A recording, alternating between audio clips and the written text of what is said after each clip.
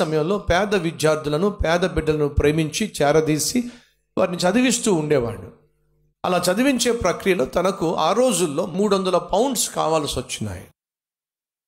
అంటే ఇంగ్లాండ్ దేశంలో తాను సేవ చేశాడు కాబట్టి, ఇంగ్లాండ్ దేశంలో వాళ్ళు ఆ రోజుల్లో పౌండ్స్ అనేది వాళ్ళ కరెన్సీ కాబట్టి 300 పౌండ్లు కావాలని చెప్పి తాను ప్రార్థన చేయడం మొదలుపెట్టాడు. తనకు ఒక పిలుపు వచ్చింది. ఏమిటంటే పలానా చోట వచ్చి వాక్య పరిచర్య చేయమని పిలుపు వస్తే అక్కడికి వెళ్ళాడు.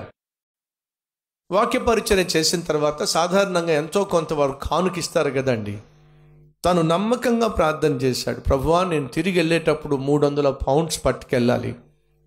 ఏం చేస్తావో నాకు తెలియదు, ఎలా పంపిస్తావో నాకు తెలియదు, అక్కడున్న అవసరం అలాంటిది కాబట్టి నాకు 300 పౌండ్లు కావాలి ప్రభువా అని ప్రార్థన చేశాడు.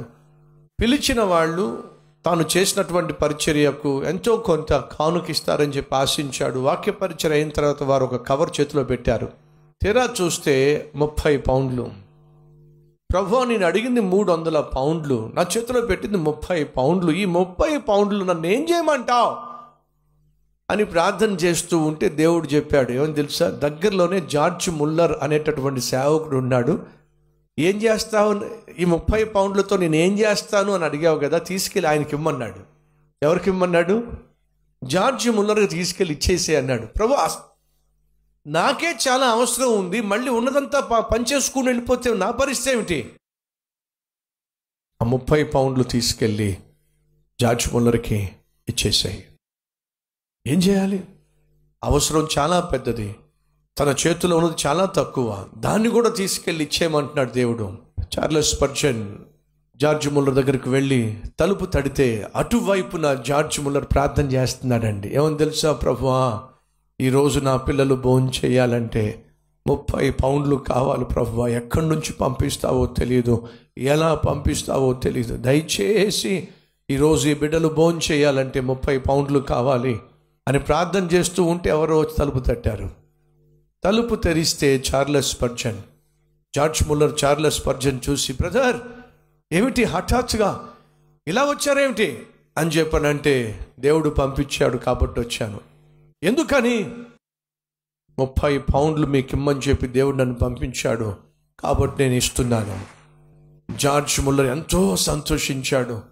నేను ఇంత క్రితమే 30 పౌండ్ల కోసం మోకరించి ప్రార్థన చేస్తూ ఉన్నాను. దేవుడు ఎంత మంచివాడో చూసావా? ప్రార్థన చేసిన వెంటనే దేవుడు నీ ద్వారా నాకు 30 పౌండ్లు పంపించాడు. దేవుడు ఎంతైనా నమ్మదగిన వాడు స్పర్జన్ అని చెప్పి అంటూ ఉంటే అంటున్నాడు, నిజమే, దేవుడు చాలా నమ్మదగిన వాడు. 300 పౌండ్లు అడిగితే 30 పౌండ్లు ఇచ్చినట్టుగా ఇచ్చి మళ్ళీ తీసుకొచ్చి నీ చేతిలో పెట్టాడు. జార్జ్ ముల్లర్ చూసావా దేవుడు ఎంత నమ్మకమైన వాడో, ప్రార్థన చేస్తే ఎలా జవాబిస్తాడో చూసావా? చూశాను ముల్లర్. ఆ 30 పౌండ్లు ఇచ్చేశాడు. జార్జ్ ముల్లర్ చాలా సంతోషించాడు, దేవుని మహింపరిచాడు. తిరిగి వస్తూ చార్లెస్ స్పర్జన్, జార్జ్ ముల్లర్ ప్రార్థన చేస్తే విన్నావుగా, జార్జ్ ముల్లర్ అడిగితే ఇచ్చావుగా, మరి నా సంగతి ఏమిటి? చూసావా స్పర్జన్ దేవుడు ఎంత నమ్మకమైన వాడు అని చెప్పి ఎంత మెరిసిపోతున్న కళ్ళతో మాట్లాడేవో చూసావుగా, మరి నా సంగతి ఏమిటి అని చెప్పి ఒక విధమైన దుఃఖంతో, ఒక విధమైనటువంటి వేదనతో, ఎంతోమంది బిడ్డలకు ఆహారం కావాల్సి ఉంది, అక్కడ చేతిలో చిల్లి గవ్వలేదని చెప్పి అదే వేదంతో ఇంటి దగ్గరకు వచ్చినప్పుడు గుమ్మం దగ్గర లెటర్స్ ఉన్నాయి. ఆ లెటర్స్ తీశాడు.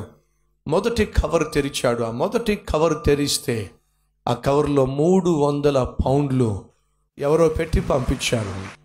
ఇప్పుడు చార్లెస్ స్పర్జన్ అంటున్నాడు, నిజమే ప్రభువా, నువ్వు ఎంతైనా నమ్మదగిన దేవుడము. ఆ 30 పౌండ్లు నేను నీ మాటకు లోబడి ఇచ్చి ఉండకపోతే ఈ 300 పౌండ్లు వచ్చి ఉండేవి కాదు. ప్రియ సహోదరి సహోదరులు, మనం దేవునికి లోబడ్డము అనేది అనేక సందర్భాల్లో పరీక్షించబడుతుంది అనే సత్యం మర్చిపోకండి. అన్ని అనుకూలంగా ఉన్నప్పుడు లోబడ్డం గొప్ప విషయం కాదు. చూశారు కదండి దేవునికి ఇవ్వడంలో ఉన్నటువంటి ఆశ.